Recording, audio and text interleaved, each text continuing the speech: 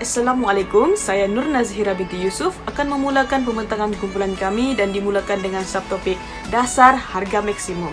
Dasar harga maksimum merupakan dasar harga tertinggi. Seperti kita lihat pada keduk, penetapan harga pasaran adalah lebih rendah dari tingkat keseimbangan. Hasil daripada dasar ini, kita boleh lihat juga daripada keluk tersebut bahawa harga telah menurun, kuantiti diminta meningkat dan seterusnya kuantiti ditawar menurun. Seterusnya sebab dasar harga maksimum. Yang pertama, melindungi pengguna dan seterusnya menggalakkan daripada berlakunya peningkatan harga sesuka hati. Kita pergi pula kepada kesan, iaitu menggalakkan berlakunya pasaran gelap. Kesan politik pula, kuasa beli pengguna tidak terjejas. Akhir sekali, cara mengatasi. Yang pertama, melepaskan stok, melaksanakan dasar catuan, mengimport barang, dan akhir sekali kerajaan menguat kesakan undang-undang. Assalamualaikum, saya Hazi Izzuddin. Seterusnya, saya akan membincangkan tentang tajuk dasar harga minimum.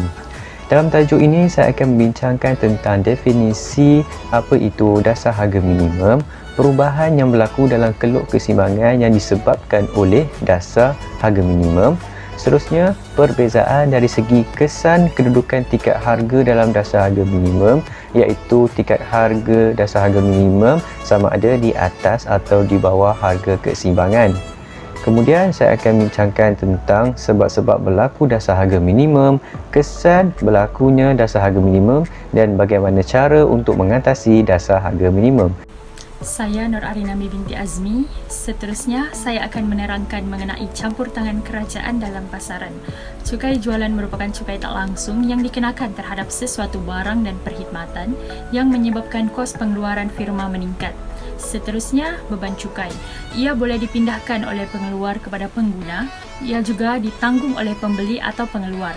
Seterusnya, keanjalan penawaran dan beban cukai. Yang pertama, penawaran tak anjal sempurna.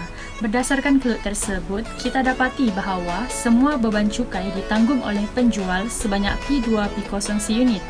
Lebihan pengguna tidak berubah dan lebihan pengeluar juga tidak berubah.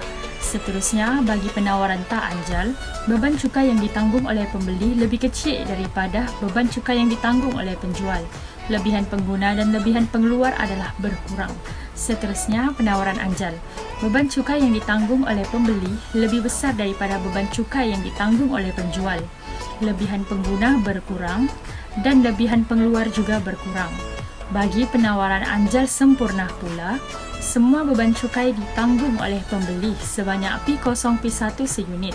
Lebihan pengguna pula berkurang dan lebihan pengeluar adalah sifar. Seterusnya, saya Siti Masyara binti Ismail, nomor matriks D2020 1093833 akan meneruskan apa perkaitan antara keanjalan permintaan dengan beban cukai ini. Baiklah, terdapat 4 keadaan keanjalan permintaan. Yang pertama, permintaan tak anjal sempurna. Berdasarkan Raja A, kita dapat lihat semua beban cukai ditanggung oleh pembeli sebanyak P0 P1 seunit, iaitu P0 P1 I1 I0. Lebihan pengguna dan pengeluar pula berkurang. Permintaan tak anjal pula, beban cukai yang ditanggung oleh pembeli ialah sebanyak P0 P1 I1 B adalah lebih besar berbanding beban cukai yang ditanggung oleh penjual, iaitu P2 P0 BA. Semasa permintaan anjal, beban cukai yang ditanggung oleh pembeli adalah lebih kecil, iaitu sebanyak P0 P1 I1 B berbanding beban cukai yang ditanggung oleh penjual, iaitu P2 P0 BA. Dan keadaan terakhir iaitu permintaan anjalan sempurna, di mana semua beban cukai ditanggung oleh penjual, iaitu sebanyak P2 P0 seunit, iaitu P2 P0 I1A. Ada beberapa contoh soalan dan cara untuk mengaplikasinya adalah lebih berkaitan dengan permintaan, penawaran dan dasar kerajaan. Antara satu aplikasi soalan adalah masalah kekurangan barang. Masalah kekurangan barang dapat timbul apabila terlihat dapat harga yang meningkat. Siring harga yang meningkat adalah yang diletak di bawah harga keseimbangan pasaran. Ini menyebabkan kekurangan kerana kuantiti yang diminta melebihi kuantiti yang dibekalkan. Soalan-soalan berkaitan dengan penawaran, permintaan dan dasar kerajaan adalah kemungkinan berdasarkan cukai, subsidi, kekurangan permintaan, kekurangan penawaran atau kekurangan barang sebagainya.